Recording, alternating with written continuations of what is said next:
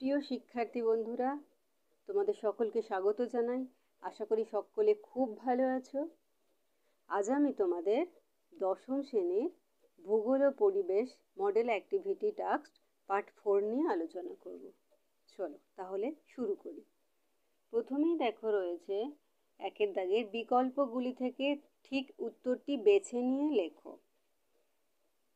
একে আছে অবরোহণ প্রক্রিয়া সৃষ্ট একটি ভূমিরূপ হল কয়ের প্লাবনভূমি, ক্ষয়ের এস্কার, গয়ের গিরিখাত, ঘয়ের স্বাভাবিক বাঁধ।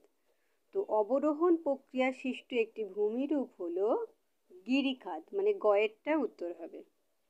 এবার চলো 1.2 হিমবাহ ও পর্বতগাত্রের মধ্যে সৃষ্ট সংকীর্ণ ফাঁক হল কয়ের ফিয়র্ড, ক্ষয়ের বাকশুণ্ড, গয়ের কড়ি, ঘয়ের এরিটি। হিমবাহ ও পর্বতগাত্রের মধ্যে সৃষ্ট সংকীর্ণ ফাঁক হল বাকশুণ্ড। 1.3 বলা হয়েছে ঠিক জোড়াটি নির্বাচন করো। কয়ের হচ্ছে লাদাখ অঙ্গরাজ্য, ক্ষয়ের পুদুচেরি কেন্দ্রশাসিত অঞ্চল, গয়ের আন্দামান ও নিকোবর দ্বীপপুঞ্জ অঙ্গরাজ্য, ঘয়ের হরিয়ানা কেন্দ্রশাসিত অঞ্চল। তো ঠিক জোড়াটি হবে পুদুচেরি কেন্দ্রশাসিত অঞ্চল। এইবার দেখো তোমরা কিভাবে লিখবে এটা। প্রথমে যেমন মডেল অ্যাক্টিভিটি টাস্ক ভূগোল বিকল্পগুলি থেকে যেটা শুধু উত্তর হবে সেটাই লিখবে। অবরোহণ প্রক্রিয়ায় সৃষ্ট একটি ভূমিরূপ হলো গিরিখাত। হিমবাহ ও পর্বতগাত্রের মধ্যে সৃষ্ট সংকীর্ণ ফাঁক হলে বাকশুণ্ড, আর ঠিক জোড়া হচ্ছে পুদুচেরি কেন্দ্রশাসিত অঞ্চল। এরপরে দেখো বলা হয়েছে 2 দাগের শূন্যস্থান পূরণ করো। 2-1 বায়ুর ড্যাশ প্রক্রিয়ায় বালি ও পলিকণা এক স্থান থেকে অন্য স্থানে অপসারিত হয়। এটা হবে বায়ুর অপসারণ প্রক্রিয়ায় বালি ও পলিকণা এক স্থান থেকে অন্য স্থানে অপসারিত হয়। 2-2 দেখো ড্যাশ উপত্যকা পীর পাঞ্জাল ও উচ্চ হিমালয় পর্বতশ্রেণী দ্বারা বেষ্টিত। ড্যাশ উপত্যকা, এটা হবে দুন উপত্যকা পীর পাঞ্জাল ও উচ্চ হিমালয় পর্বতশ্রেণী দ্বারা বেষ্টিত। 2-3 হচ্ছে ড্যাশ মৌসুমি বায়ুর প্রভাবে ভারতে শীতকাল প্রায় শুষ্ক প্রকৃতির হয়। এটা হবে উত্তর পূর্ব মৌসুমি বায়ুর প্রভাবে শীতকাল শুষ্ক প্রকৃতির হয়। এইভাবে শূন্যস্থানে তোমরা লিখবে, লেখার পর নিচে দাগ দিয়ে দেবে। পরে দেখো 3 দাগের সংক্ষিপ্ত উত্তর দাও।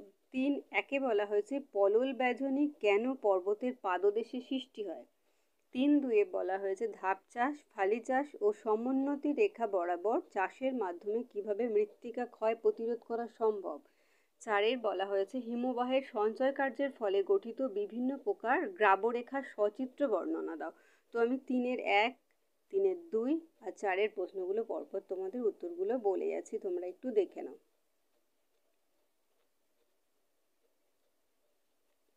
দেখো পলল ব্যাজনী কেন পর্বতের পাদদেশে সৃষ্টি হয়।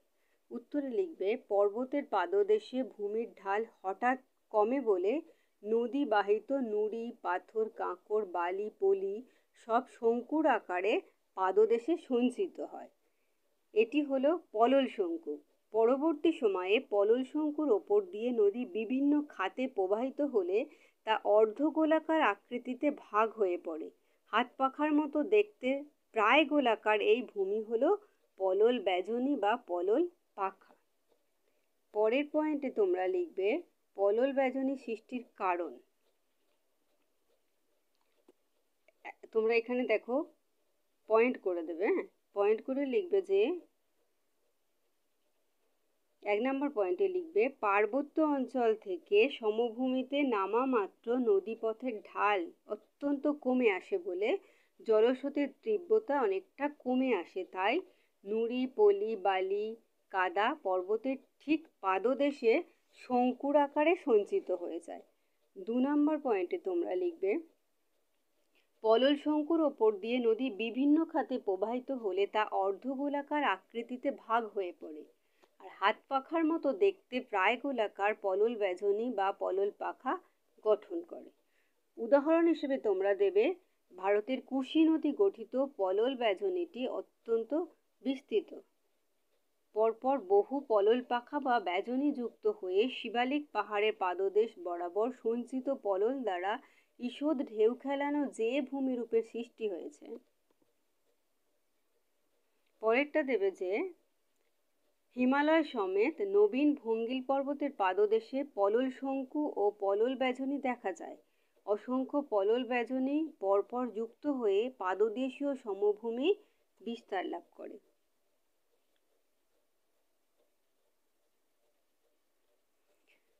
পরের প্রশ্ন দেখো, ধাপ চাষ, ফালি চাষ ও সমোন্নতি রেখা বরাবর চাষের মাধ্যমে কিভাবে মৃত্তিকা ক্ষয় প্রতিরোধ করা সম্ভব?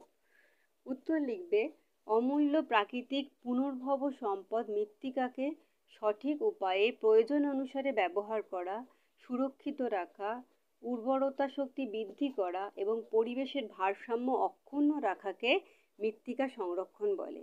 এবং এই জন্য যেসব ব্যবস্থা নেওয়া হয় তাদের মৃত্তিকা ক্ষয় প্রতিরোধ ব্যবস্থা বলে। দেখো নিচে এই ব্যবস্থাগুলি সম্পর্কে আলোচনা করা হলো। দেখো এখানে বলা হয়েছে একের দাগের ধাপ চাষ। পার্বত্য অঞ্চলে জমির ঢালের আড়াআড়িভাবে ধাপ তৈরি করা হয় এবং ফসলের সারি ও আড়াআড়িভাবে লাগানো হয়। ধাপগুলি দেখতে অনেকটা অর্ধচন্দ্রাকার হয়। এক্ষেত্রে জল সরাসরি গড়িয়ে পড়তে পারে না বলে মৃত্তিকা ক্ষয়ের পরিমাণও কম হয়। তবে এই ধাপ তৈরিতে কারিগরি জ্ঞানের প্রয়োজন হয়। আর ধাপ বিভিন্ন প্রকারের হয়, যেমন বেঞ্চ সোপান, পর্যায়িত সোপান, সমতল সোপান প্রভৃতি। তোমরা এই ধাপ চাষের ছবিটা এঁকে দেবে, ঠিক আছে? দুইয়ের দাগে দেখো বলা হয়েছে ফালি চাষ। যে সকল ঢালু জমিতে মাটি বেশি সেখানে ঢালের আড়াআড়ি চওড়া ফিতের মতো জমি তৈরি করে ক্ষয়রোধকারী শস্য যেমন শিম, ডাল, সোয়াবিন চাষ করা হয়। এতে মাটির ক্ষয় রোধ হয় এবং মাটির জলধারণ ক্ষমতাও বাড়ে। তোমরা ফালি চাষের একটা ছবি অঙ্কন করে দেবে। তিনের দাগে দেখো সমোন্নতি রেখা বরাবর চাষ। সমোন্নতি রেখা বরাবর বাঁধ দিয়ে জলের গতিকে বাধা দিয়ে আটকে দিলে একদিকে যেমন মৃত্তিকা ক্ষয় রোধ হয়, অন্যদিকে ওই জল মাটিতে শোষিত হয় এবং গাছ তার প্রয়োজনীয় মতো জল পায়। এই সমোন্নতি চাষেরও ছবিটা তোমরা অঙ্কন করে দিও।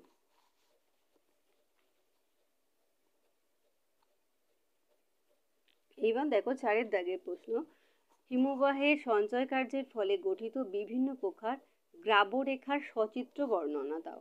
প্রথমে তোমরা লিখবে নামকরণ। গ্রাবরেখা হলো ফরাসি শব্দ যার অর্থ মাটি ও প্রস্তর দ্বারা গঠিত তীর। হিমবাহ প্রবাহের সময় হিমবাহ বাহিত বিভিন্ন প্রকার নুড়ি, পাথর, বালি ইত্যাদি হিমবাহ উপত্যকার দুপাশে বা উপত্যকা চত্বরে সঞ্চিত হয়। এরকম অসমসত্ত্বভাবে বিন্যস্ত ওইসব শিলার বজ্র গ্রাবরেখা নামে পরিচিত। এবার অবস্থান, আকৃতি ও প্রকৃতি অনুযায়ী শ্রেণী বিভাগ। দেখো প্রথমে আছে প্রান্ত গ্রাবরেখা। হিমবাহের সামনে গ্রাবরেখা সঞ্চিত হলে তাকে প্রান্ত গ্রাবরেখা বলছে। পরেরটা হচ্ছে পার্শ্ব গ্রাবরেখা। হিমবাহের উভয় পাশে সরু দীর্ঘাকারে যে গ্রাবরেখা সঞ্চিত হয় তাকে পার্শ্ব গ্রাবরেখা বলে। পরেরটা লিখবে মধ্য গ্রাবরেখা। পাশাপাশি দুটি হিমবাহের মধ্যবর্তী অংশে যে গ্রাবরেখা দেখা যায় তা মধ্য গ্রাবরেখা নামে পরিচিত বা তাকে মধ্য গ্রাবরেখা বলা হয়। পরেরটা ভূমি গ্রাবরেখা। হিমবাহের তলদেশে যে গ্রাবরেখা সৃষ্টি হয় তাকে তলদেশ বা ভূমি গ্রাবরেখা বলে।